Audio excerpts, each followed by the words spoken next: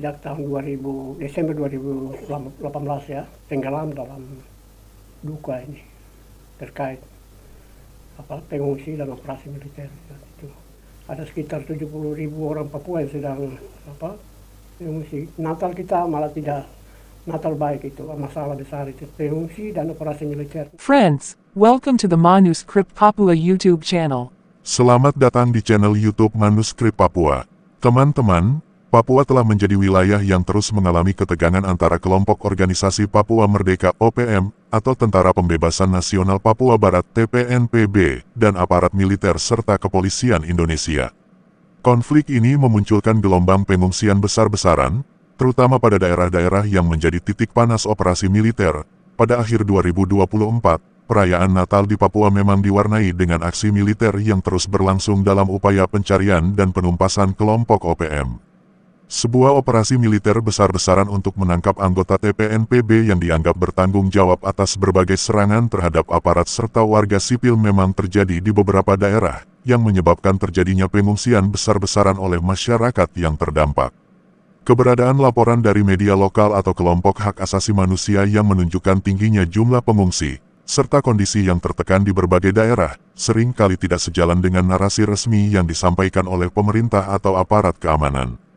Oleh karena itu, kebenaran yang disampaikan kepada publik bisa sangat tergantung pada sumber informasi yang dipilih, dan dalam beberapa kasus, kenyataan di lapangan jauh lebih kompleks daripada yang digambarkan dalam pernyataan yang dikeluarkan oleh pihak berwenang. Laporan yang sering disampaikan oleh media Jubi memang menggambarkan realitas yang sangat berbeda dengan narasi yang sering kali disampaikan oleh aparat keamanan Indonesia mengenai situasi di Papua. Kekerasan yang terus berlanjut antara kelompok OPM TPNPB dan aparat militer telah menciptakan ketegangan yang besar di masyarakat Papua. Pengungsian massal menjadi salah satu dampak yang paling mencolok, dengan ribuan warga yang terpaksa meninggalkan rumah mereka untuk mencari perlindungan di daerah yang lebih aman. Pernyataan yang sering disampaikan oleh aparat militer mengenai keamanan dan ketertiban di Papua, meskipun kenyataannya banyak daerah yang dilanda ketegangan dan kekerasan, dapat dilihat sebagai upaya untuk menutupi dampak sebenarnya dari konflik ini. Berbagai laporan dari media lokal dan internasional seringkali mengungkapkan bahwa situasi di lapangan jauh lebih kompleks dan tidak seaman yang digambarkan oleh pemerintah atau aparat militer. Tindakan aparat yang mengklaim keamanan seringkali hanya mencerminkan keberhasilan operasi militer tertentu, tanpa memperhitungkan dampak sosial dan humaniter yang dialami oleh warga sipil yang terjebak dalam konflik tersebut. Bahkan, dalam banyak kasus, kondisi ini menciptakan ketidakpercayaan yang semakin dalam antara masyarakat Papua dan aparat negara. Kesenjangan ini juga diperburuk dengan terbatasnya akses media untuk melaporkan kejadian-kejadian di lapangan, serta upaya-upaya untuk membungkam suara-suara yang mengkritik pemerintah, baik dari kalangan jurnalis maupun masyarakat sipil. Laporan-laporan seperti yang dipublikasikan oleh Jubi sangat penting untuk memberikan gambaran yang lebih jelas tentang apa yang sebenarnya terjadi di Papua, serta untuk menarik perhatian internasional terhadap pelanggaran hak asasi manusia dan kekerasan yang terus berlanjut di wilayah tersebut. Media Jubi sendiri pernah menghadapi teror bom karena terus mengungkap fakta yang berbeda tentang Papua, terutama terkait dengan kekerasan, pelanggaran hak asasi manusia, dan ketegangan politik di wilayah tersebut. Teror semacam ini bukanlah kejadian yang jarang terjadi bagi media yang beroperasi di daerah yang sedang mengalami konflik seperti Papua, di mana kebebasan pers sering kali terancam. Serangan teror terhadap media Jubi ini bisa dilihat sebagai bentuk respons dari pihak-pihak tertentu yang merasa dirugikan dengan pemberitaan yang dianggap merugikan atau memojokkan posisi mereka. Pemberitaan yang kritis terhadap kebijakan pemerintah, terutama yang menyangkut operasi militer atau penanganan konflik di Papua, seringkali membuat media seperti Jubi menjadi sasaran teror. Saya dari channel YouTube Manuskrip Papua berharap teman-teman dapat memberi komentar dengan baik dan sopan, dan salam hormat dari saya YouTuber Manuskrip Papua. Manuskrip. Dalam pemahaman saya, sejak tahun Desember 2018 ya, itu kita tenggelam dalam duka ini terkait pengungsi dan operasi militer. Itu sejak itu sebenarnya tepatnya itu tanggal 2 Desember ada insiden di Duga, dan itu memulai memprovokasi pemerintah keamanan untuk bikin operasi secara besar-besaran Desember 2018. Lalu ini dilanjut dengan operasi yang sama di Intan Jaya, menyebabkan ribuan orang mengungsi. Tahun 2019, Puncak, Pegunungan Bintang, dan Yahukimo, Mahibara, dan Ladan sampai hari ini. Jadi intinya saya mau bilang itu, saat kita sedang ikuti podcast ini, ada sekitar 70.000 orang Papua yang sedang mengungsi. Natal kita malah tidak Natal baik itu ya. Jadi sebenarnya ini dua masalah besar itu, pengungsi dan operasi militer. Nah, pengungsi ini sampai hari ini tidak dapat perhatian dari pemerintah, kecuali pemerintah sibuk dengan kebijakan yang tidak memperhitungkan orang Papua, seperti PSN di Merauke, Papua Selatan, kemudian DOB dan lain-lain semua. Jadi ini semua tidak berpihak kepada orang Papua, dan makanya saya berharap ya podcast ini, pertemuan ini bisa bergema kemana-mana kepada kita semua, sehingga ada semacam perubahan kebijakan dari mana-mana, termasuk perubahan sikap, perubahan kesadaran di dalam orang Papua sendiri, supaya bisa bangkit dan tempatkan diri, posisikan diri hadapi operasi besar yang sedang terjadi di tanah Papua. Saya kira itu harapan saya. Buat saya akan balikan. Baik, terima kasih Bapak Pendeta Benny. Pemirsa di rumah atau pemirsa yang menonton tayangan TV ini, dalam episode awal tahun 2025 ini, kita akan membahas mengenai laporan Human Rights Monitor tentang dugaan pelanggaran kemanusiaan yang terjadi di Provinsi Papua Tengah, khususnya di Intan Jaya. Dari hasil laporan ini juga telah menghasilkan sebuah film dokumenter yang tayang perdana pada hari ini juga di channel YouTube-nya Human Rights Monitor. Nah, apa sebenarnya yang terjadi di Intan Jaya? Bagaimana masyarakat sipil yang tak bersalah itu terperangkap di antara kepentingan-kepentingan besar? Dan yang terpenting, bagaimana kita melangkah maju untuk memastikan keadilan dan perdamaian di Intan Jaya, bahkan di tanah Papua. Untuk menjawab pertanyaan-pertanyaan ini, kami menghadirkan ada 4 narasumber yang memiliki suara otentik dan perspektif mendalam tentang Papua. Yang pertama, Kakak Yonas Do. Kakak, selamat sore. Kakak Yonas Do adalah aktivis HAM Papua. Yang kedua adalah Bapak Benny Giai. Bapak Benny Giai, selamat sore. Bapak Benny adalah moderator Dewan Gereja Papua. Yang ketiga, Bapak Pastor, Koordinator Pastor Katolik Pribumi Papua, Bapak Pastor John Bunai, namun Bapak Pastor John berhalangan hadir, jadi diwakili oleh Bapak Pastor Yohanes Kayame atau Bapak John Kayame. Selamat sore, Kakak John. Selamat sore. Yang keempat, Bapak Pendeta Dorman Wandikbo, juga dari Dewan Gereja Papua ya. Ya, selamat sore Bapak Pendeta. Nah, ketiga para narasumber ini, yang pertama dari Dewan Gereja Papua ini mungkin akan berbagi tentang dampak spiritual ya, dan dampak spiritual, sosial, dan tragedi ini, serta bagaimana Gereja Papua berjuang mendampingi para korban di tengah situasi yang mencekam itu. Lalu yang dari Pastor Pribumi mungkin membahas bagaimana tragedi ini mempengaruhi identitas budaya dan religius masyarakat asli Papua, serta pentingnya menjaga tanah luhur sebagai simbol keutuhan spiritual dan sosial. Dan dari Kakak Yones mungkin awali dengan pengalaman dulu mengikuti tim ini, lalu memberikan pandangannya tentang apa yang terjadi. Baik, sebelum kita masuk ke diskusi ini, kita nonton dulu tayangan video ini, video kutipan dari film yang dihasilkan oleh HRM. Dia punya cuplikan ini yang kita nonton. Nanti yang lengkapnya bisa lihat di YouTube-nya HRM. Kami tepenopen markat di jambi burake kuyago sinyap bilaka beoka ikan ya uwiba semua di kampung jadi bersatu. TNI tidak pernah menerapkan prosedur kekerasan dalam pelaksanaan tugas. Jadi apa diutang? Mama bekerja, bukan kita sudah hidup, yang wajah jaminan dan pemerintah kita.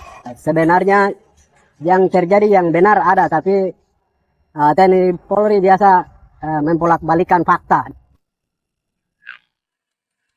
Terjadi penembakan tanggal 11 April 2023 terjadi di Langkoa ini. Maka itu rumah-rumah ini semua pembakaran, bunuh babi, terus bunuh masyarakat 3 orang.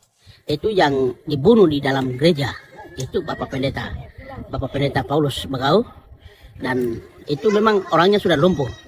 Namun tidak tahu itu kepentingan apa sampai itu bisa bunuh di dalam halaman gereja, dalam gereja di Mimpar.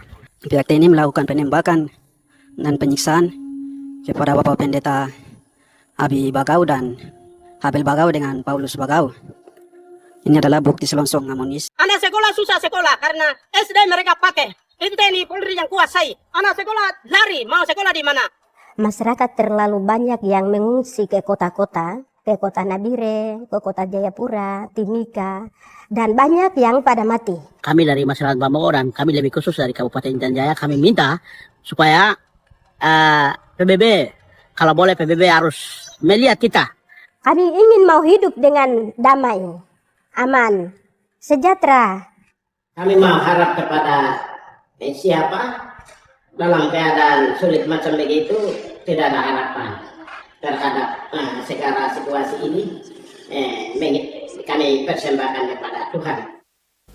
Baik, demikian video singkat kami ambil, kami copot beberapa bagian dari video lengkap dari YouTube-nya Human Rights Monitor. Nah, Bapak Ibu yang ingin melihat video itu secara full, itu sudah bisa ditonton saat ini juga, karena di jam yang sama video itu sudah tayang di YouTube-nya HRM. Silakan bisa nonton di situ. Kami akan diskusi sebagian isu dari apa yang tadi kita lihat, dan mungkin dari perspektif secara umum Papua, secara umum apa yang terjadi di Papua, mungkin Bapak bisa memberikan pandangan. Baik, saya langsung saja pertama kepada kakak Yones. Kakak Yones bisa bercerita, mungkin kakak Yones terlibat dalam pengumpulan data atau dalam kegiatan kemanusiaan di Intan Jaya, terus apa yang kakak lihat, mungkin kakak bisa menceritakan kondisi yang terjadi di sana. Silakan. Baik, terima kasih moderator yang memberikan kesempatan kepada saya, dan juga selamat kepada narasumber dan juga kepada pemirsa yang menonton acara ini. Selamat menonton, dan untuk mempersingkat waktu saya mulai. Jadi berbicara tentang hak asasi manusia dan berbicara tentang pengungsi adalah berbicara tentang fakta dan kebenaran yang terjadi di lapangan. Ketika saya menambah atau mengurangi apa yang terjadi di lapangan, itu saya berdosa di hadapan Tuhan. Jadi apa yang saya bicara, apa yang saya lihat, apa yang saya raba, dan apa yang saya nonton. Untuk itu pada saat ini saya ingin menyampaikan kepada pemirsa untuk mendengar dan melihat apa yang terjadi di lapangan. Jadi pengungsi yang terjadi di lapangan itu di Intan Jaya itu cukup jumlahnya 8.600 lebih yang mengungsi keluar dari Intan Jaya. Itu akibat dari kontak senjata. Kontak senjata itu dapat melahirkan operasi militer. Jadi masyarakat tidak bisa bertahan di Intan Jaya itu sendiri karena terjadi kontak senjata juga berjalan terus, operasi militer juga berjalan terus. Jadi masyarakat juga tidak bisa bertahan di kampung halamannya, bahkan juga di kampung halamannya, di kota mereka, kampung mereka juga tidak bisa bertahan. Karena mereka mau pergi ke kebun, itu aparat diikuti, aparat bertanya. Mereka pergi cari kayu bakar, juga diikuti, ditanya. Jadi mau masuk ke rumah ada keluarga yang dari kampung datang, juga diikuti. Lalu ada yang ditangkap dan dibunuh. Bahkan juga ada masyarakat, ada pemuda yang mengungsi ke Nabire. Lalu mereka kembali ke kampung, mereka juga ikut dibunuh. Sama seperti ini, Nelson Sani. Itu dia mengungsi ke Nabire. Tapi dia kembali ke Sugapa Mamba, ditembak mati tanpa kesalahan. Terus juga Judas Yusak Sondegao, mengungsi ke Nabire, kembali dibunuh. Jadi seakan-akan kalau mereka kembali ke atas, mereka ini adalah TPNPM atau negara yang orang-orang yang melawan dengan negara mengungsi ke Nabire kembali. Lalu itu mereka yang dibunuh. Jadi mereka tidak punya tempat untuk mereka aman di Intan Jaya itu sendiri. Jadi mereka mau ke kebun, mereka juga diikuti. Mereka mau pergi cari kayu bakar, juga diikuti. Mereka pergi ke kantor, juga diikuti. Jadi kalau diikuti seperti begini, mereka mau hidup bagaimana? Jadi ada yang dari masyarakat mengungsi dari Ilaga, jalan kaki masuk sampai ke Nabire. Dan juga Sugapa, Hitadipa, 8 distrik. Itu sudah tidak ada orang. Bahkan seluruh pegawai negeri pun juga mengungsi ke Nabire. Bukan saja masyarakat asli sendiri mengungsi. Tidak. Tetapi pejabat juga mengungsi, DPR juga mengungsi, masyarakat juga mengungsi semua.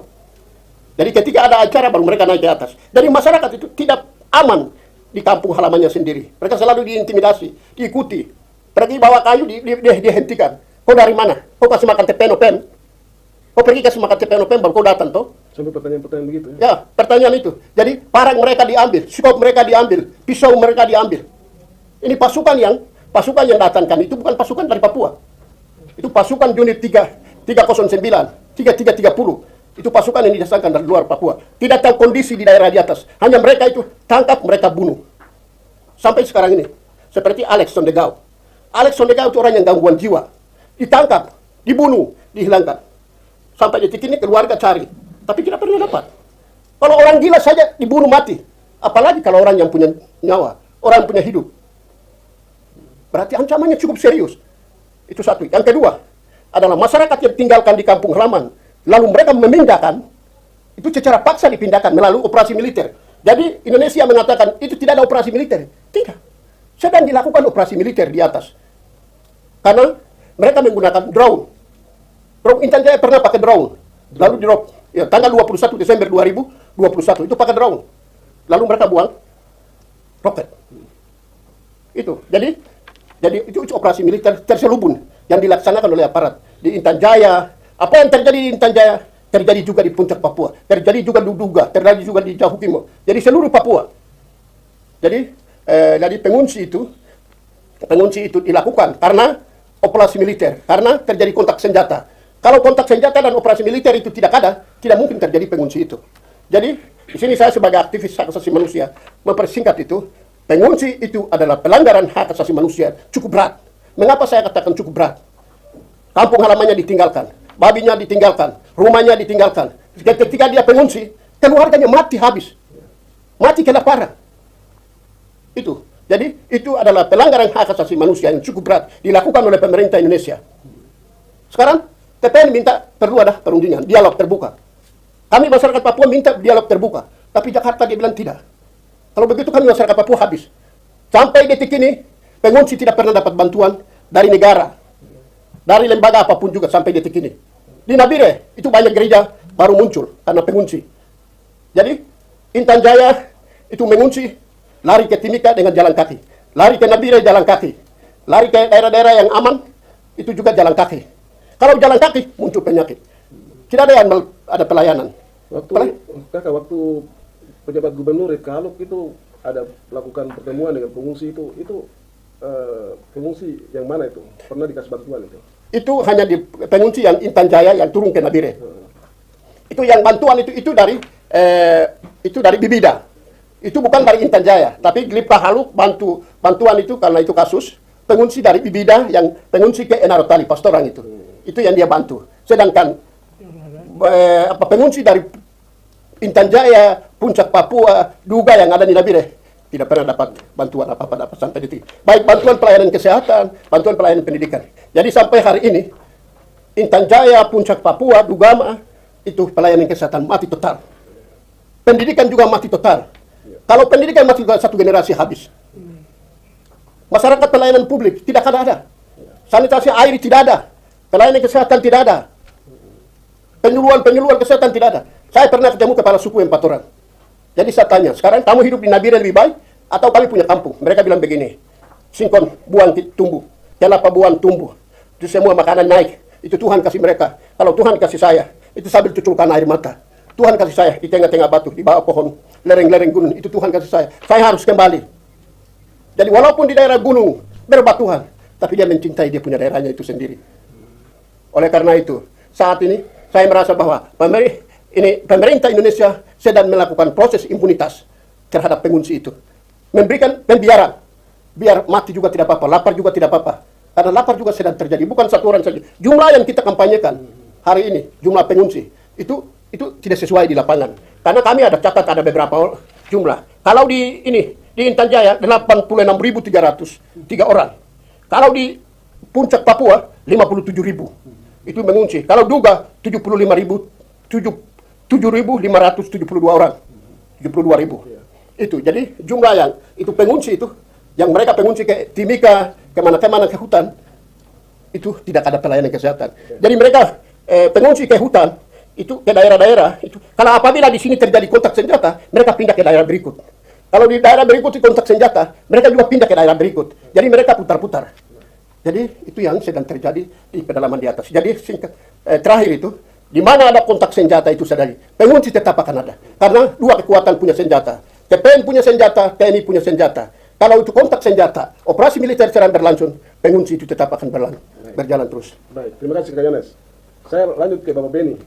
Bapak Beni mungkin bisa memberikan dari perspektif teologi dan peran gereja dalam memperjuangkan keadilan terkait dengan kasus ini.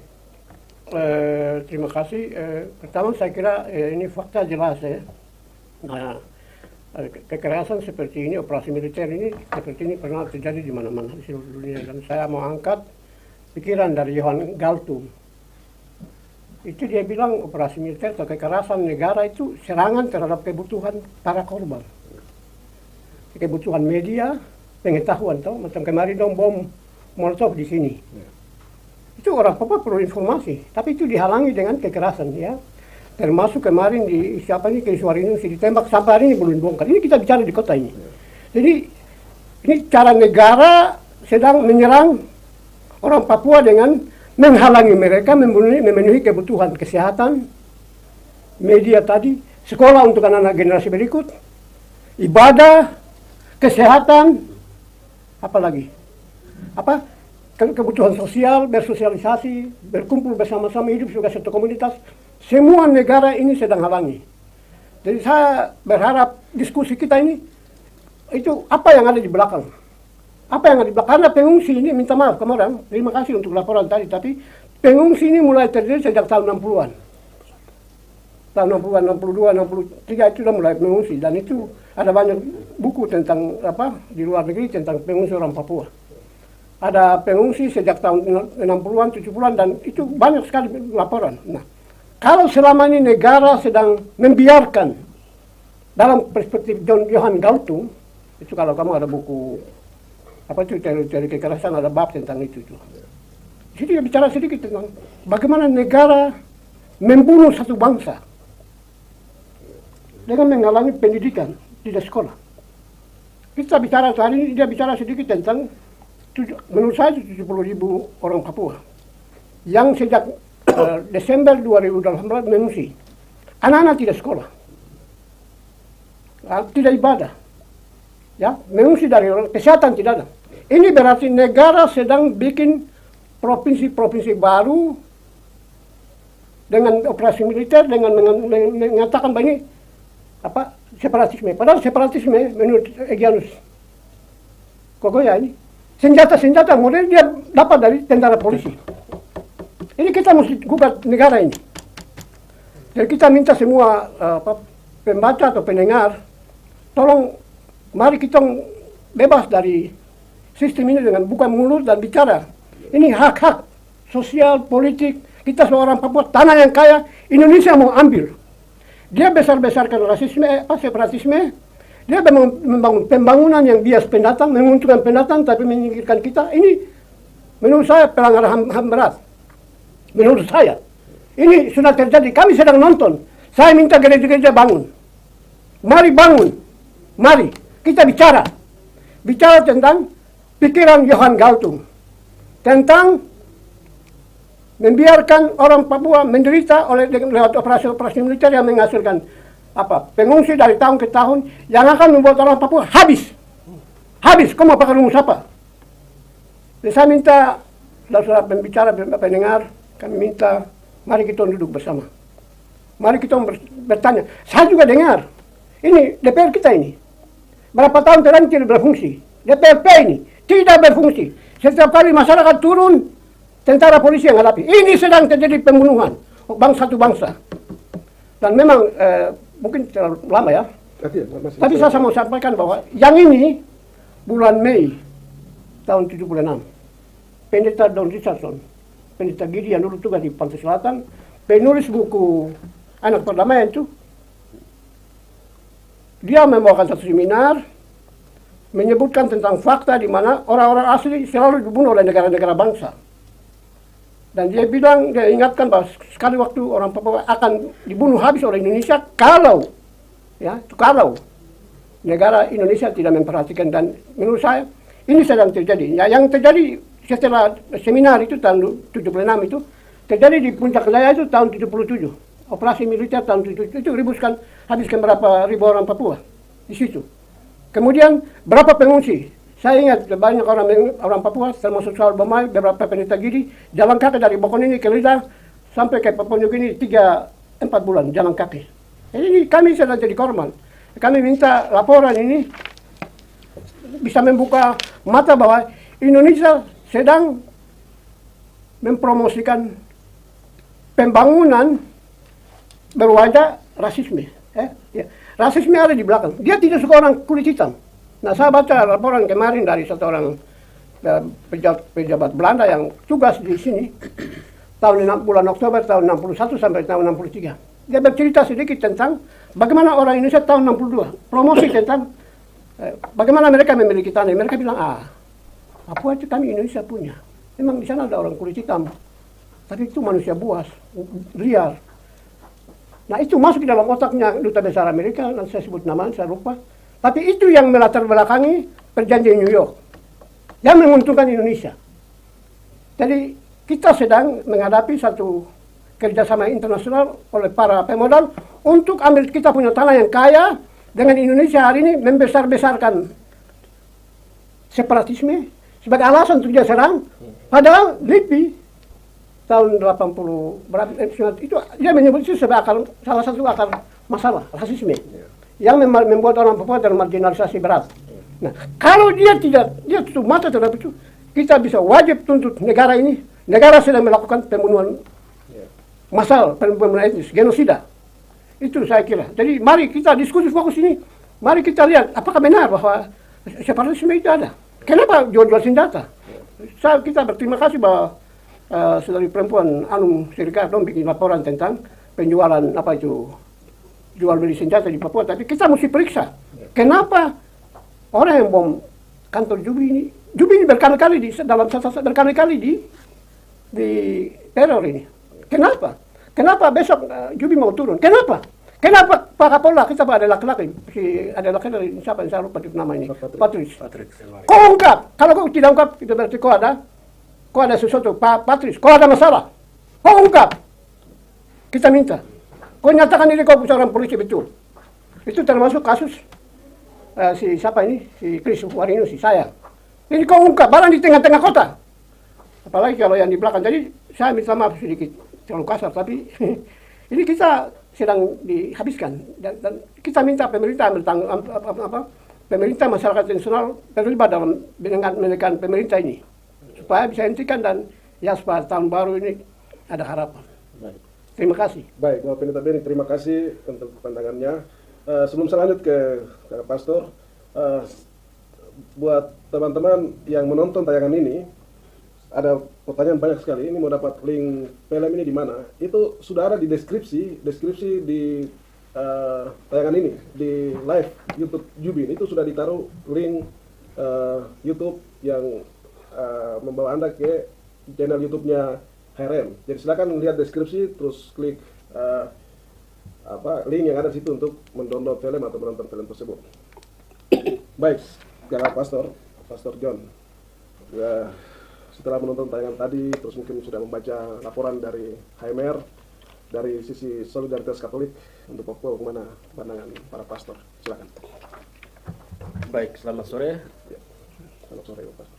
Saudara-saudari sekalian, kedua Pastor John Punai dengan Pastor Bernard berhalangan untuk hadir sehingga saya disampaikan untuk mengikuti kegiatan bersama pada sore hari ini. Saya bersama Pastor Katolik Pribumi Papua sangat mendukung kegiatan yang dilaksanakan bersama pada sore hari ini, peluncuran film tentang penyerbuan pasukan keamanan dan penindasan pemindahan paksa di Intan Jaya.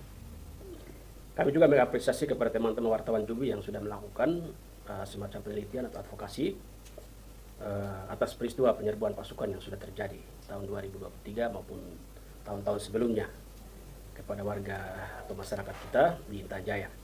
Dan kita sudah tahu bersama setelah kita membaca berita tentang penyerbuan pasukan keamanan di Intan Jaya dan berita pengungsian warga bahwa kejadian seperti itu sangatlah tidak manusiawi, sangatlah biadab. Ya. Oleh karena itu tidak bisa kita terima.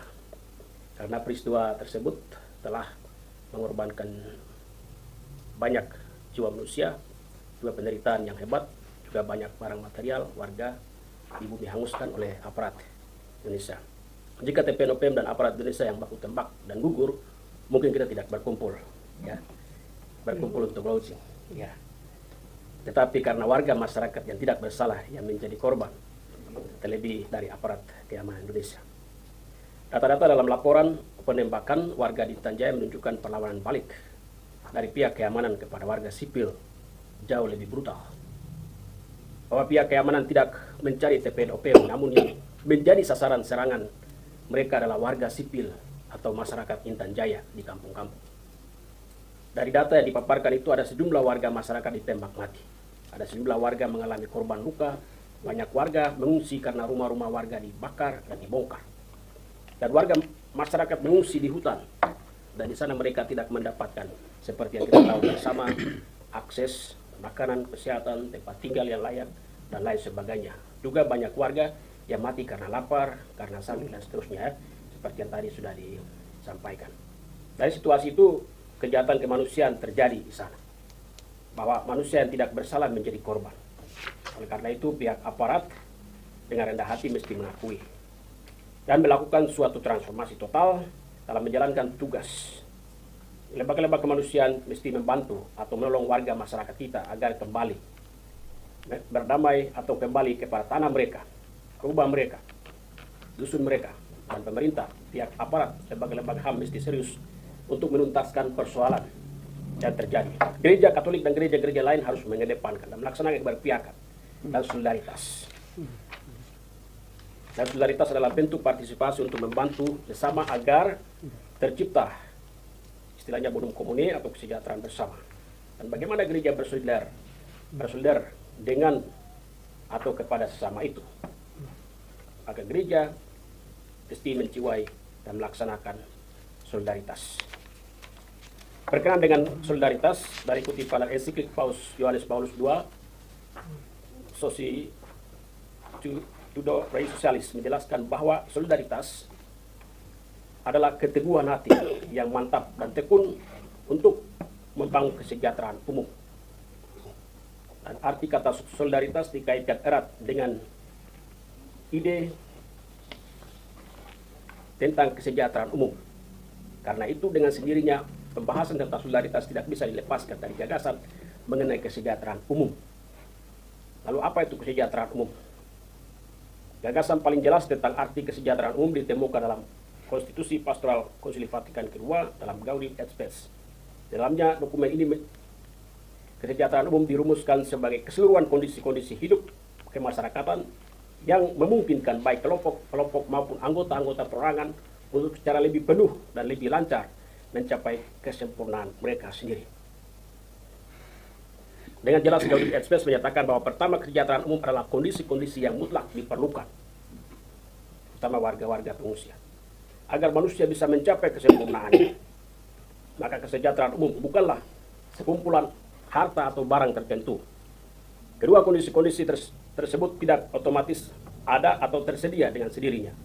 Kesejahteraan umum adalah kondisi-kondisi yang dengan sengaja diciptakan atau dibangun oleh manusia agar dapat menunjang perkembangan setiap orang.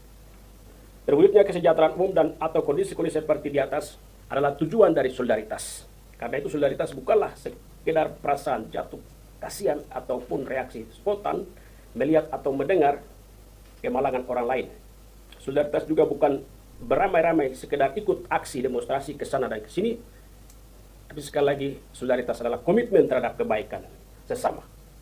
Aksi nyata mengupayakan terciptanya kesejahteraan umum yang merupakan ujung dari komitmen ini. Lalu berkaitan dengan solidaritas dalam hubungan dengan antropologi, dalam hubungan dengan manusia. Dasar kuat yang melanda sejarah gereja adalah sebuah konsep tentang manusia atau antropologi. Charles Duran bahkan meletakkan antropologi atau konsep tentang manusia ini sebagai kunci untuk memahami ajaran sosial gereja, bahwa ajaran sosial gereja berisi dua hal mendasar, saling berhubungan dengan erat, tak terpisahkan. Pertama adalah konsep tentang martabat manusia, kedua yang mengalir dari yang pertama adalah dimensi sosial manusia. Ajaran sosial gereja mulai dengan keyakinan bahwa setiap manusia memiliki martabat sebagai gambar dan rupa Allah manusia. Martabat ini berasal dari kenyataan bahwa setiap orang diciptakan oleh Allah dan diciptakan sesuai dengan gambar dan rupanya. Berdasarkan iman kita adalah manusia yang tidak diciptakan oleh Allah. Adakah manusia yang tidak diciptakan oleh Allah? Jawabannya adalah tidak. Karena itu setiap manusia, siapapun dia, apapun jabatannya, kaya, miskin, apapun warna kulitnya, sukunya, model rambutnya, seperti apapun kaumnya, bahkan jelek apapun dia dan seterusnya, mempunyai martabat, gambar dan rupa Allah. Dengan kata lain, setiap orang memiliki martabat yang sama. Maka konsekuensinya berdasarkan martabatnya setiap orang setara sejajar dengan orang lain. Dan karenanya mempunyai hak yang sama atas penghargaan terhadap martabatnya. Gagasan mengenai martabat manusia ini begitu sentral dalam ajaran gereja. Martabat manusia menjadi ukuran dan titolak dalam menilai serta merefleksikan aneka permasalahan sosial. Semua ajaran gereja atau ajaran sosial gereja, para paus dalam gereja Katolik, para paus mulai dengan gagasan-gagasan tentang martabat manusia. Jadi manusia itulah yang penting, yang paling utama. Karena dia adalah imago Dei, gambar Allah. Dan gagasan-gagasan tersebut kemudian digunakan sebagai pisau beda dalam pembahasan-pembahasan berikutnya yang merupakan uraian masalah-masalah sosial. Fakta bahwa manusia diciptakan oleh Allah menempatkannya dalam relasi khusus dengan sesama manusia dan ciptaan Allah yang lain. Karenanya tidak ada manusia yang hidup sendiri. Setiap orang itu ada, tumbuh dan berkembang bersama dan selalu dalam relasi dengan orang lain serta alam ciptaan. Inilah dimensi sosial manusia. Namun bukan hanya fakta bahwa manusia tidak bisa hidup sendiri. Lebih dari itu, kenyataannya semua manusia dan seluruh makhluk diciptakan oleh tangan yang sama serta diserai tanggung jawab yang sama atas seluruh alam semesta.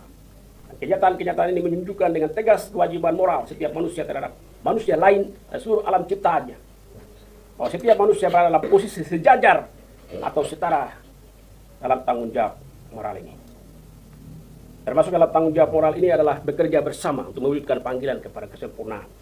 Perkembangan dan kemajuan hanya akan terjadi jika ada kerjasama. Dalam konteks ini, solidaritas menegaskan sikap-sikap saling tergantung, saling membutuhkan dan saling bertanggung jawab sesama manusia. Solidaritas menjadi perwujudan kesadaran seseorang bahwa ia tergantung kepada orang lain dan orang lain pun membutuhkan dirinya untuk berkembang bersama. Nah, solidaritas selalu menjadi sebuah kemauan hidup manusia sebagai perwujudan dimensi sosialnya. Dan solidaritas dengan masyarakat Intan Jaya. Masyarakat Intan Jaya yang kenyataan hidupnya sudah dipaparkan dalam laporan dan film adalah manusia. Mereka adalah citra Allah, mereka adalah imago Dei. Mereka bukanlah binatang. Warga yang menjadi korban adalah secitra, segambar dengan Allah. Maka kita perlu membangun kepekaan, kepedulian, solidaritas. Kita perlu berantas atau melawan tindakan-tindakan yang merusak citra Allah dan melakukan aksi-aksi agar manusia menghormati manusia karena martabat setiap manusia di hadapan Allah atau di hadapan yang menciptakan adalah sama. Kita mau manusia mengalami pembebasan dari pengurusakan tatanan kehidupan. Kita mau supaya manusia Papua tetap harmoni, tetap damai. Warga kembali kepada tatanan hidup yang salve, yang salom. Dan akhir kata kami, para pastor pribumi Papua, tidak ada catatan atau saran serta catatan kritis terkait dengan laporan dan film yang sudah dibuat rekan-rekan atau teman-teman dari Cubi. Kami hanya mengapresiasi atas apa yang sudah dibuat itu. Semoga laporan yang diluncurkan ini dan dapat membuka mata dan hati bagi aparat, bagi pemerintah, juga lembaga-lembaga kemanusiaan lainnya, serta gereja untuk bersolidaritas melawan ketidakamanan, pengerusakan dan lain-lain yang terjadi di Intan Jaya, juga di daerah-daerah lain di seluruh tanah Papua. Semoga Jubi membuat juga laporan dan film untuk situasi lain di Papua, diantaranya Pegunungan Bintang, Nuga, Mibrat, dan lain sebagainya. Tuhan Yesus memberkati untuk kita semua, dan waktu saya kembalikan. Baik, terima kasih Pastor John sudah memberikan pandangan dari Solidaritas Katolik. Yang selanjutnya saya ke Bapak Dorman Wandigbo. Bapak Dorman bisa memberikan pandangan atau refleksi dan langkah nyata dari mungkin Dewan Gereja terkait dengan situasi yang terjadi ini. Iya. Pertama, saya menyampaikan terima kasih apresiasi yang sangat tinggi kepada Jubi yang sudah bisa duduk bersama di sini untuk melihat tentang Intan Jaya dan juga launching film yang baru saja yang kita nonton yang tadi. Saya sebenarnya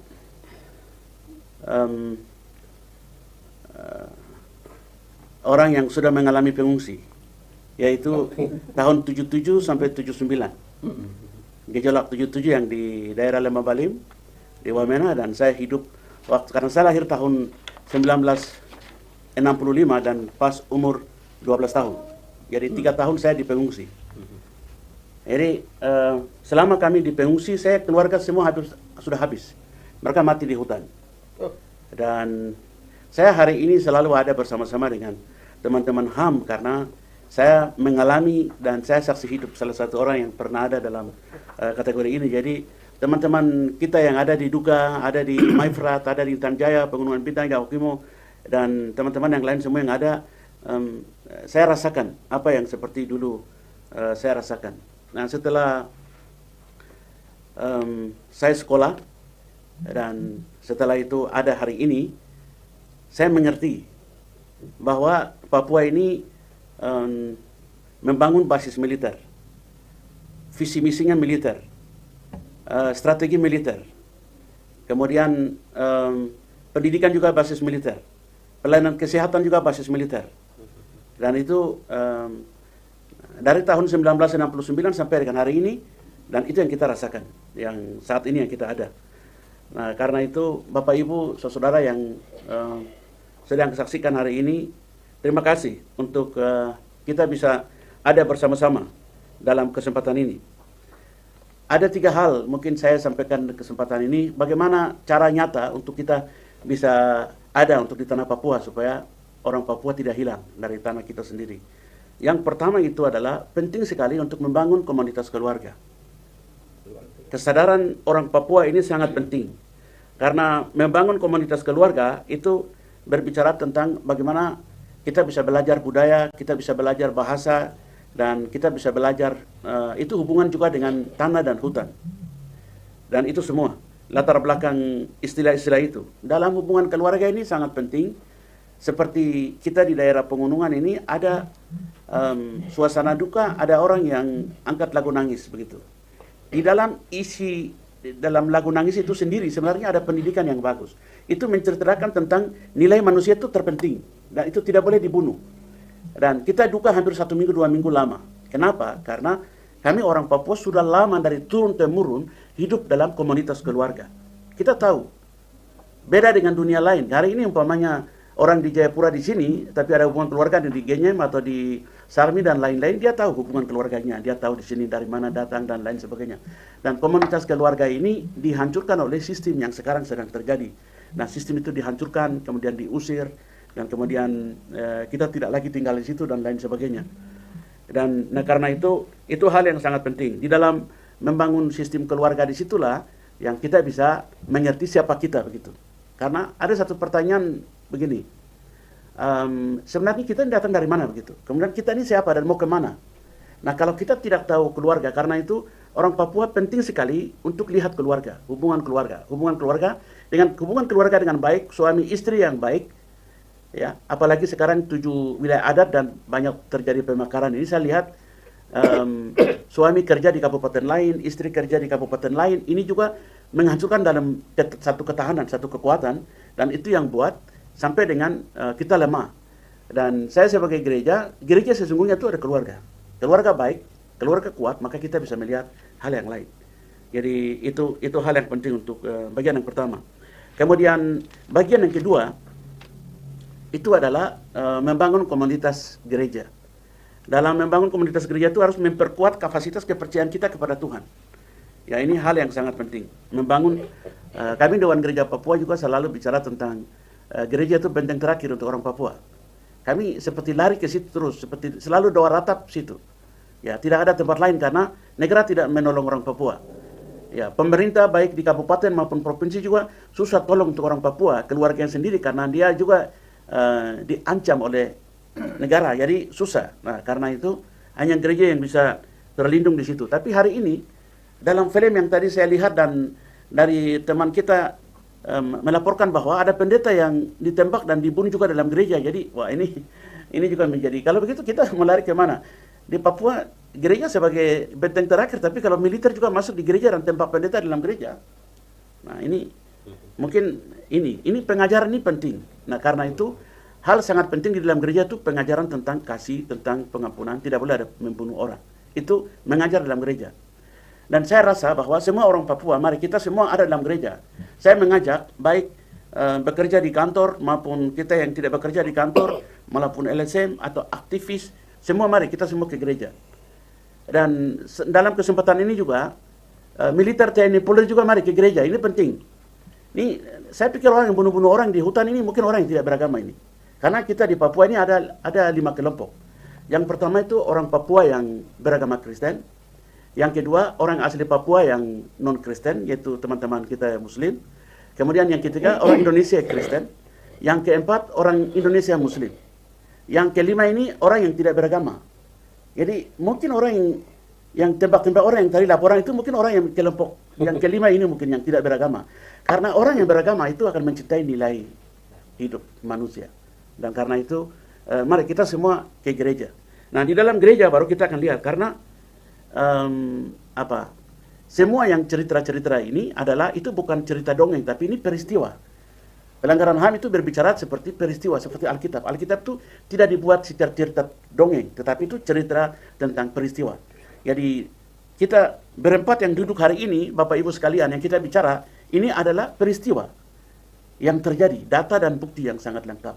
Nah, karena itu tidak bisa hanya berdiam diri begini, harus cepat selesaikan. Karena itu pesan saya dalam kesempatan ini, baik pejuang maupun kita semua masuk dalam gereja. Kemudian yang terakhir itu adalah kita perlu membangun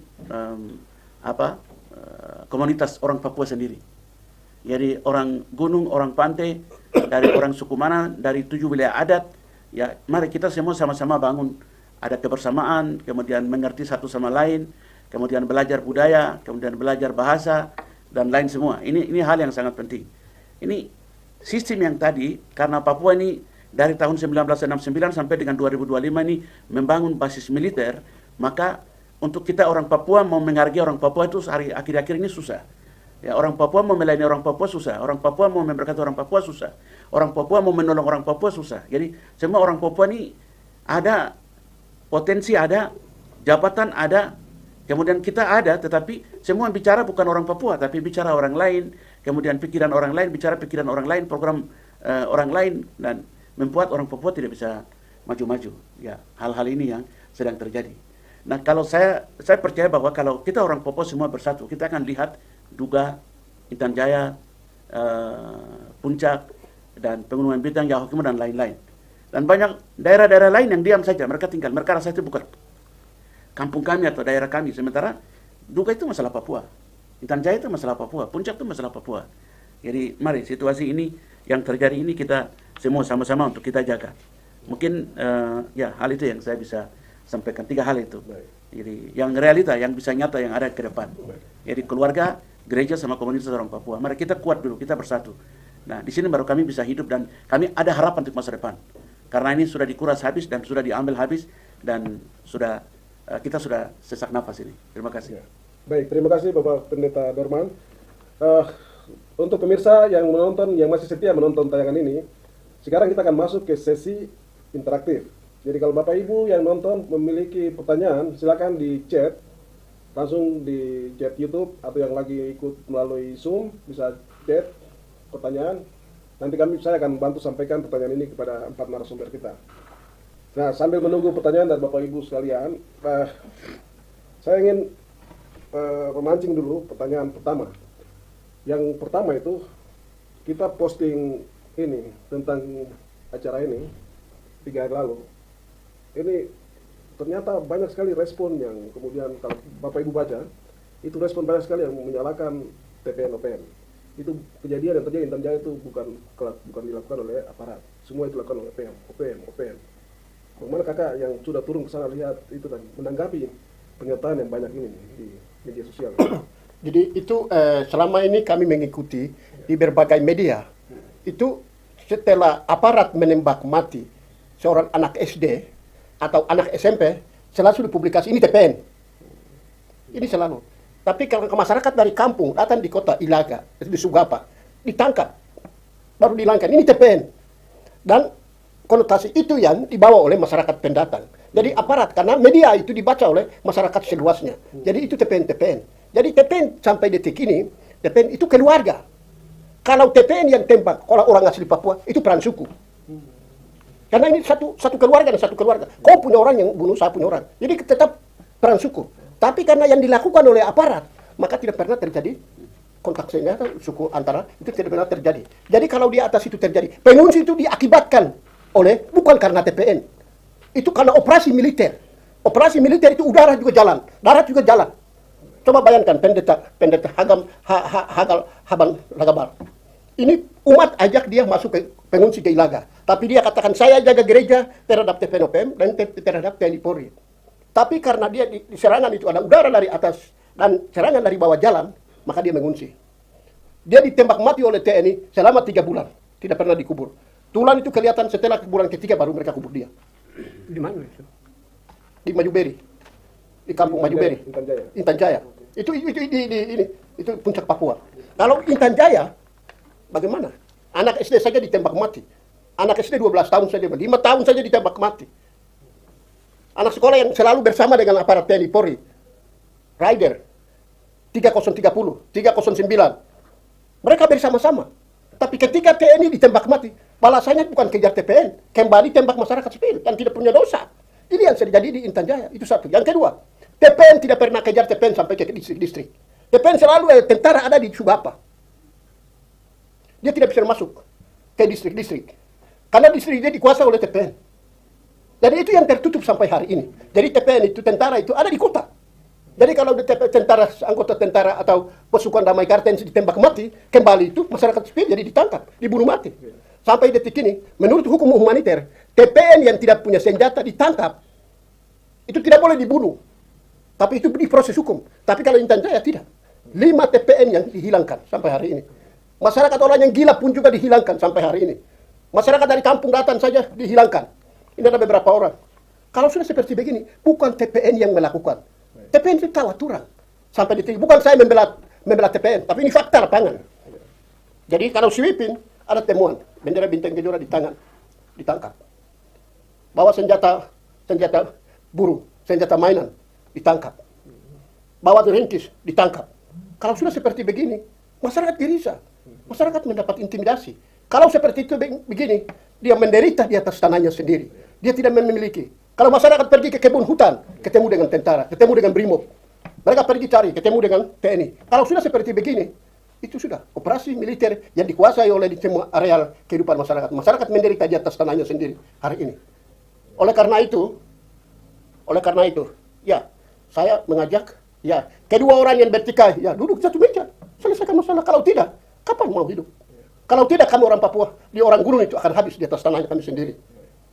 Baik, itu. Terima kasih Kak Yones.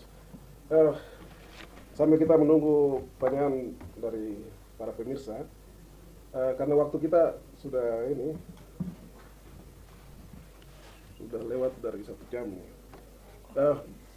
Bapak Beni atau Bapak Dorman, terus Kakak John, mungkin langsung saja kira-kira apa yang sebenarnya harus dilakukan oleh pemerintah, apa yang harus dilakukan oleh mungkin pemerintah pusat, terus DPR, terus kita punya DPRK yang mungkin akan dilantik dalam waktu dekat, MRP, untuk melihat persoalan ini. Saya mulai dari siapa duluan nih? Apa harapannya? Jadi kalau saya itu mesti kita lihat itu akar soal itu. Jadi menurut LIPI itu yang bikin konflik itu ada 4.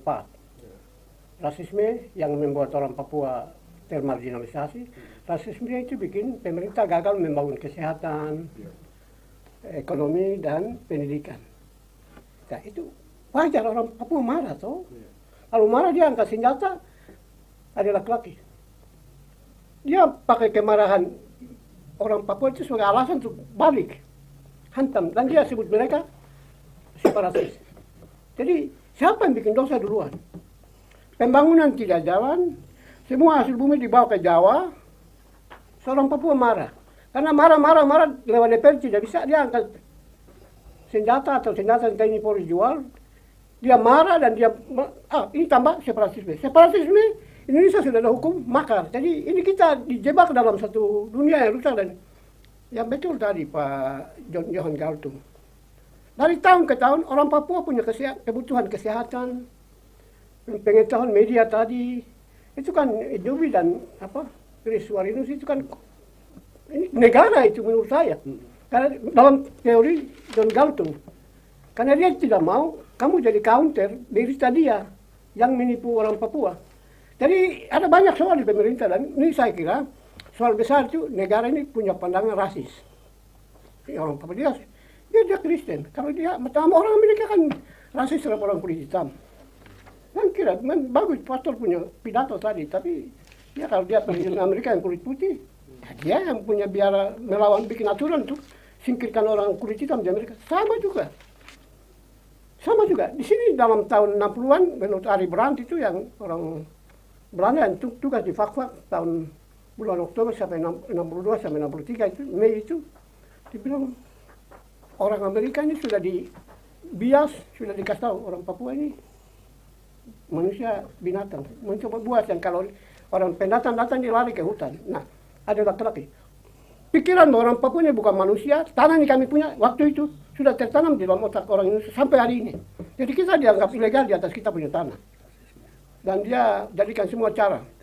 Yang ketiga itu saya kira politik ekonomi. Indonesia sudah lihat ada tanah kaya. Dia pakai pembangunan. Karena dia alasan tuh orang Papua ini memberontak karena alasan pembangunan. Pembangunan itu yang kemarin Pak Wakil Presiden yang dengan Presiden Jokowi bikin itu. Pembangunan. Tapi itu pembangunan yang menguntungkan pendatang. PSN, bikin provinsi baru, tanpa konsultasi orang Papua. DPR orang tutup orang Papua tidak bisa sampaikan aspirasi. Minta maaf. Orang Papua selamat datang di neraka. Jadi kita harus gugat negara ini dengan cara apa? Bagaimana supaya hak kita dikembalikan sebagai manusia pemilik tanah ini. Gitu. Dengan duduk bersama, saya usul ini. Duduk bersama, oke, pemerintah kalau kau pikir akar masalah itu pembangunan, ya mari kau taruh di depan. Menurut orang Papua, yang menjadi konflik itu pertama rasis tadi, kemudian keterangan tidak berpihak ke orang Papua, setelah itu pembangunan yang cincin orang Papua lagi, itu mesti semua dibicarakan. Bersama dengan Ribi punya pikiran tadi. Itu kita duduk bersama. Itu baru saya harap mari kita semua unsur, semua aktor, mari kita tekan pemerintah untuk bicara barang ini. Ini barang terang. Yang keempat itu, minta maaf kalau kita minta dialog, kita ini kan tersingkirkan. Kita mesti minta pihak ketiga. Minta maaf. Termasuk yang tadi data yang disampaikan tentang pembunuhan. Tentara bilang ini TPN yang bikin. Mari kita minta pihak ketiga periksa. Itu saya minta itu. Supaya sedikit fair. Barangkali kami juga salah. Mari, tapi jangan Indonesia. Mesti pihak ketiga mesti bantu kita. Dewan Gaji Sedunia, Human Rights Commission, semua mari. Special Rapporteur semua mari. Mari, kalau Indonesia betul-betul berani. Kalau kami salah. Itu saya minta itu. Terima kasih. Baik, terima kasih. Nah, Pastor John bisa memberikan harapannya untuk negara dan kita pun lembaga-lembaga yang ada di daerah. Baik. Harapan dari saya, Pak Pastor, meningkatkan kepedulian kemanusiaan.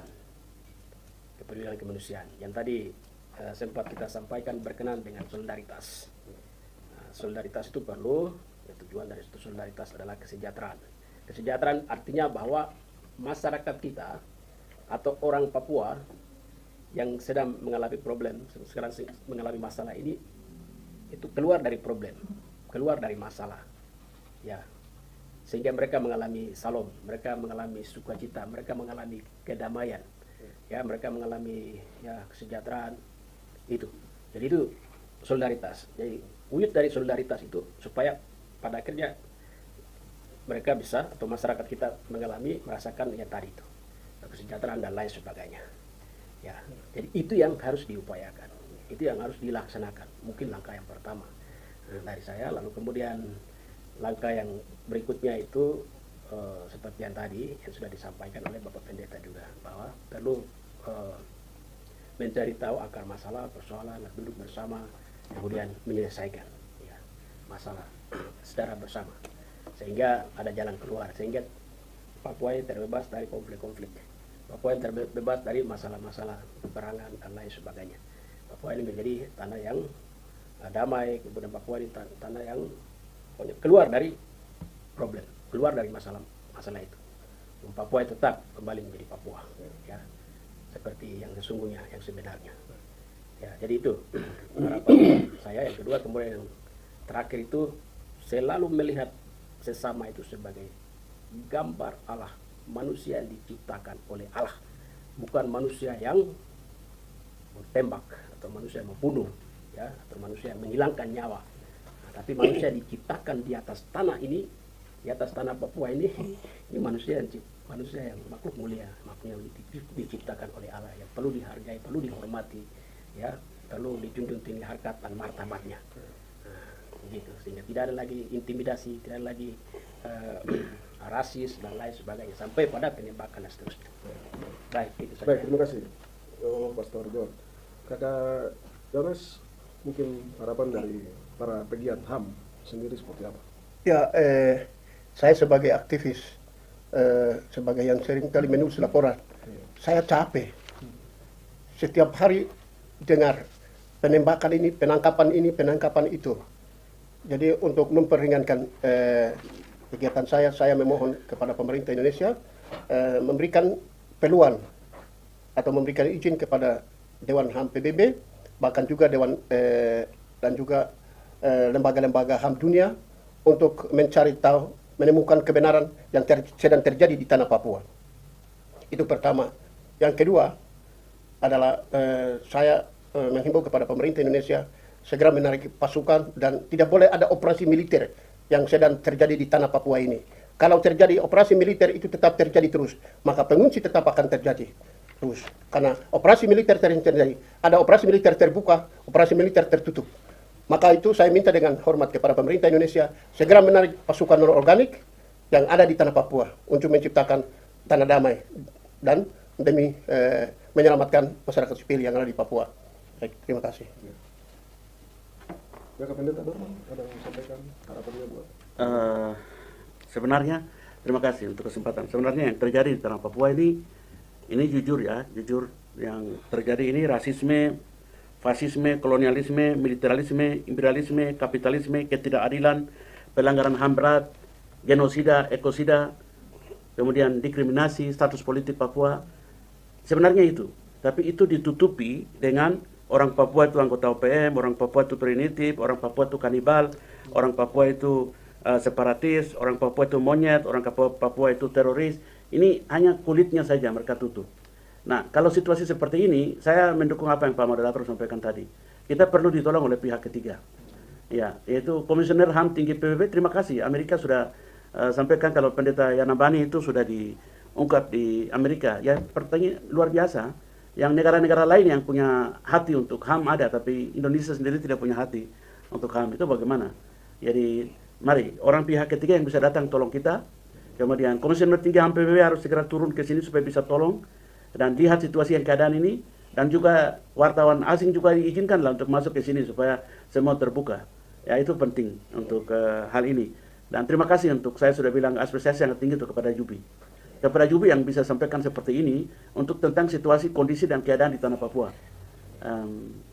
Saya pikir itu. Jadi mesti harus sampaikan keterbukaan ini kepada publik supaya semua orang tahu bahwa kami orang Papua tidak baik-baik saja. Tapi kami tidak ada harapan dengan bangsa Indonesia ini. Jadi kita mesti harus cepat selesai. Terima kasih. Ya. Baik, Bapak berempat, ini ada pertanyaan dari mereka yang nonton ini. Ada banyak, tapi saya ambil yang sesuai dengan topik saja. Selamat sore Bapak. Hormat Gereja Pribumi dan Pastor Pribumi punya komitmen untuk bangsa. Ini seperti apa nantinya? Apakah ada tempat perlindungan yang lain yang bisa ditaati? Jadi ini sepertinya dia penanya ini berharap menanyakan apakah ada tempat perlindungan lain begitu. Kalau semua yang kita ini sudah tidak ada harapan begitu. Apakah ada tempat perlindungan? Mungkin seperti itu yang maksud kata. Terus, itu baru masuk lagi.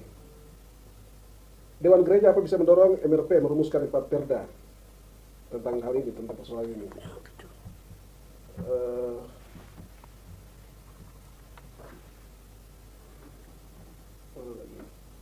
Ya mungkin itu saya dulu, buat yang lain tidak ada kaitannya dengan tema ini. Ya, siapa baru saya mau bicara tentang yang pertama tadi apa? Tadi kita bilang tempat perlindungan ya, kita harus segala tempat perlindungan kan gitu.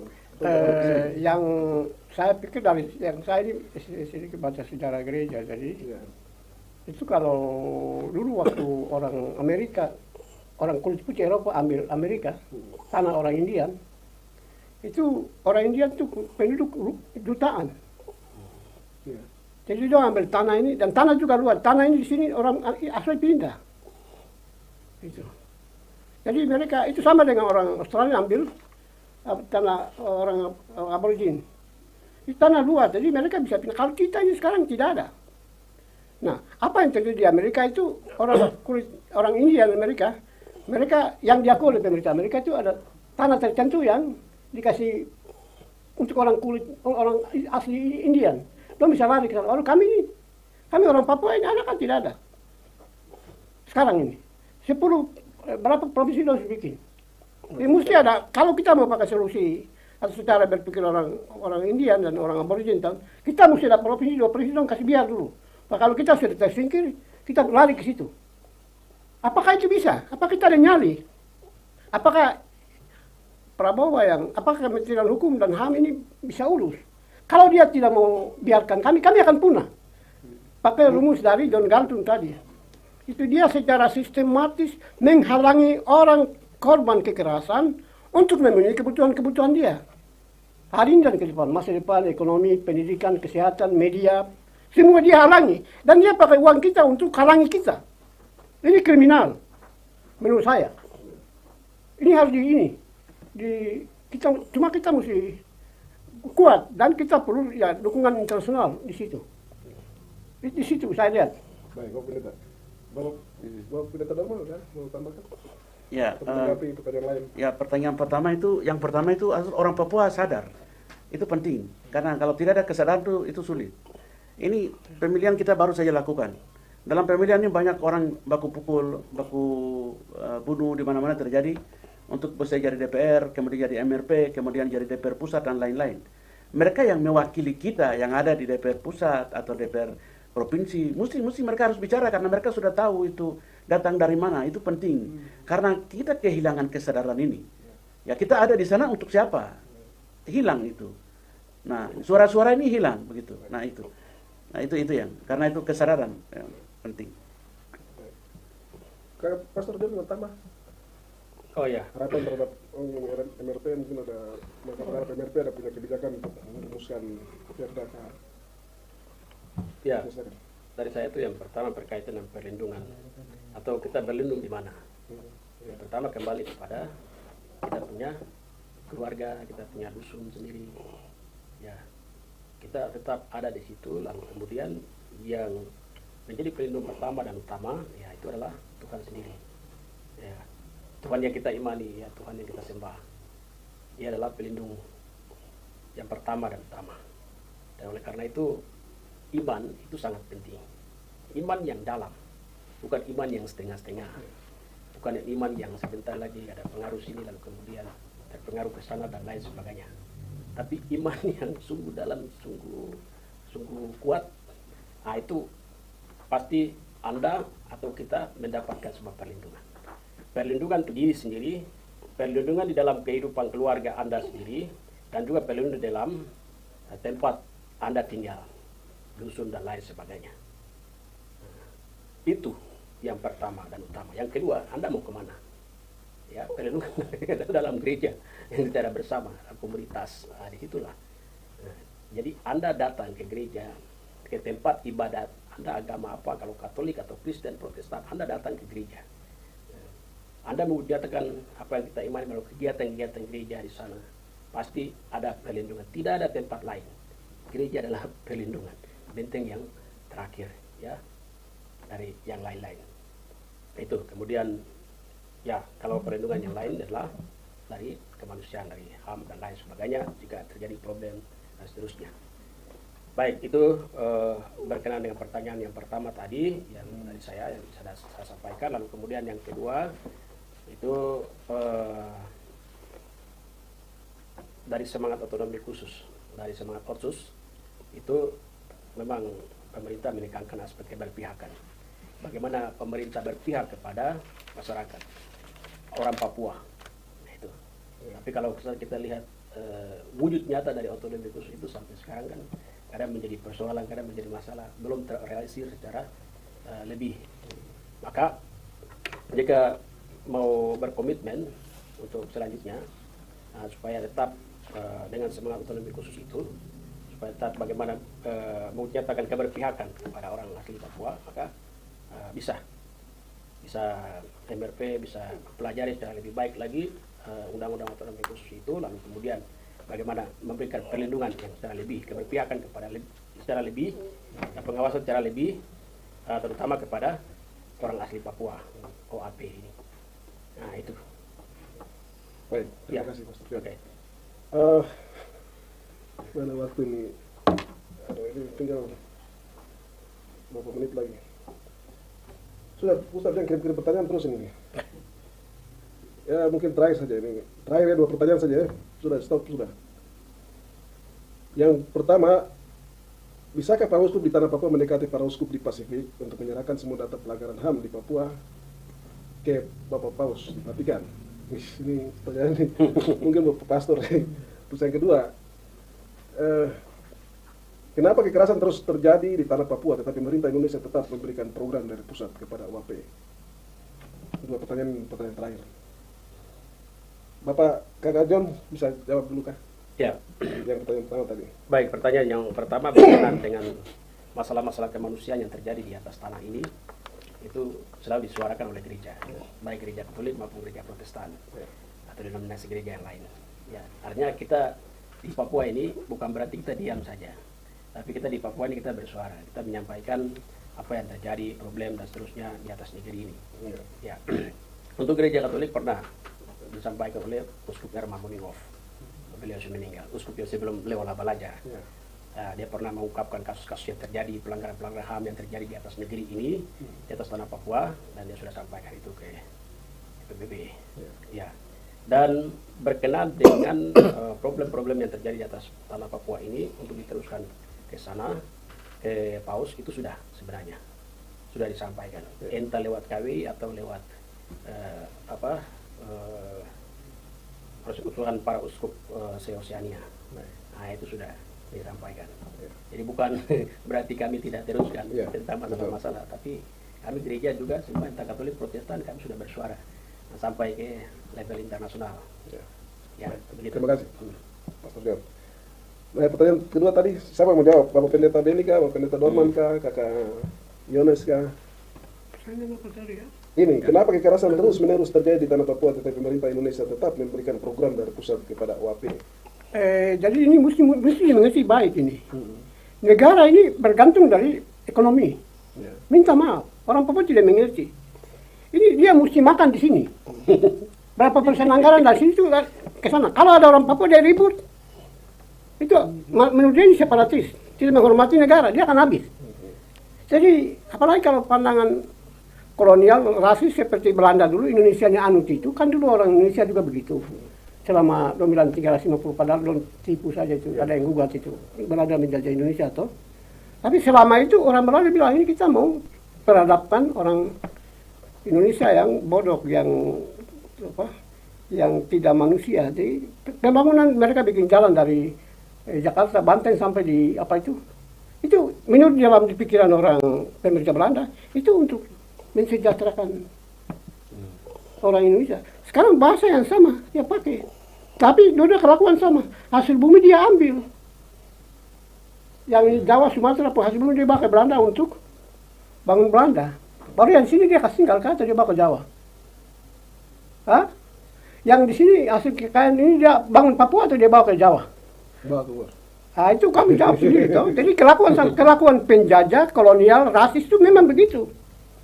Jadi saya pikir, kalau saya seringkali pikir, lebih bagus fokus anak-anak, pendidikan anak-anak.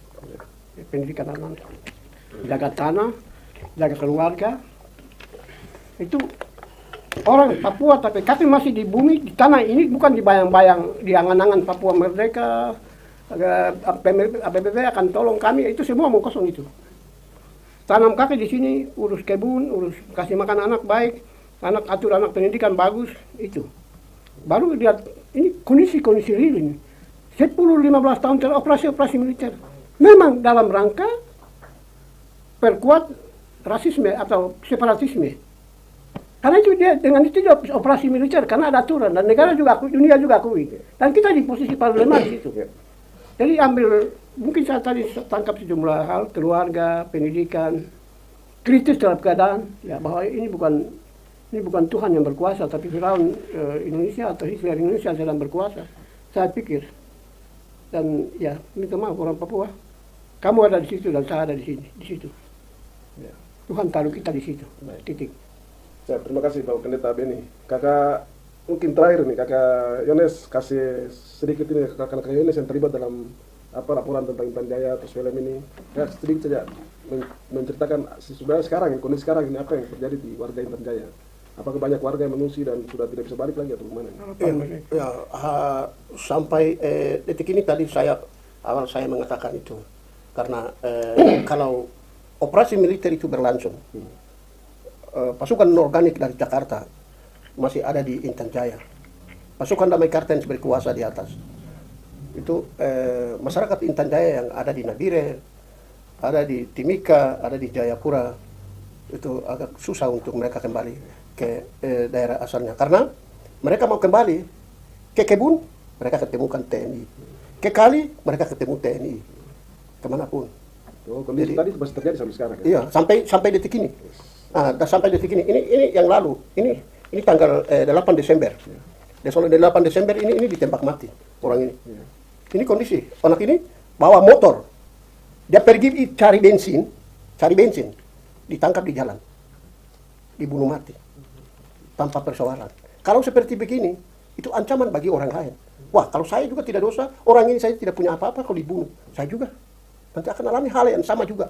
Itu tertanam di dalam generasi pemuda yang ada di atas. Bahkan juga masyarakat yang ada di Nabire, bahkan juga Intan Jaya. Jadi untuk kembali ke masyarakat ke atas, ya itu dua kekuatan yang sedang terjadi. Jadi TPN pun juga ancaman terhadap masyarakat sipil di atas. Bahkan juga TNI juga. Jadi untuk kembali, itu hanya satu, pasukan ditarik dulu.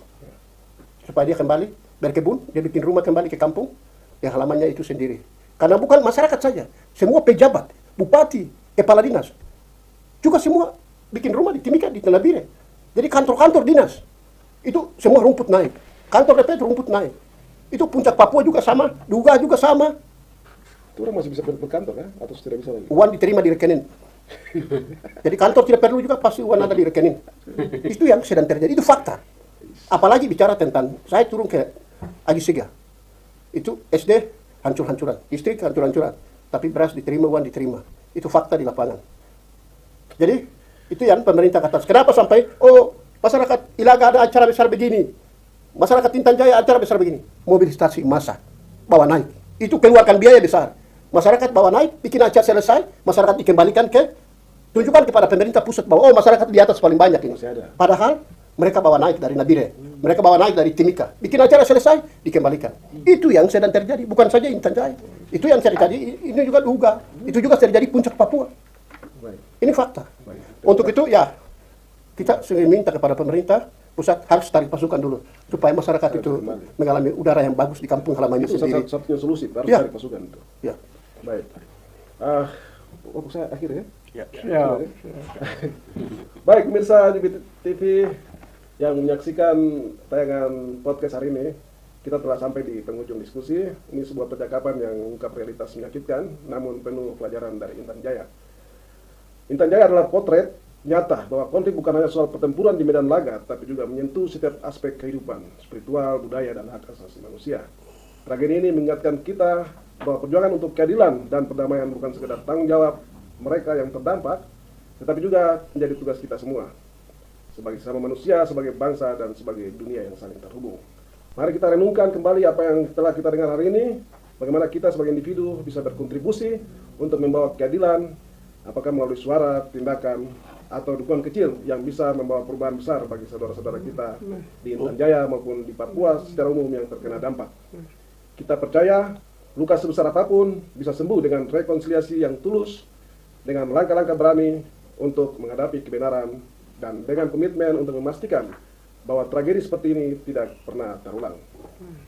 Atas nama seluruh kru Jubi, kami mengucapkan terima kasih kepada keempat narasumber kita yang telah hadir pada sore hari ini, Bapak Beni, Bapak Dorman, Bapak Jones, Kakak John, terima kasih sudah hadir di studio Jubi TV. Dan kepada semua yang mendengar, kami mengucapkan terima kasih sudah mengikuti podcast Jubi. Jangan lupa untuk membagikan episode ini, karena semakin banyak yang tahu tentang apa yang terjadi di Intan Jaya, itu semakin besar juga peluang kita untuk menciptakan perubahan. Friends, before continuing, please support, like and comment on this video, and don't forget to subscribe to this YouTube channel. God bless us all.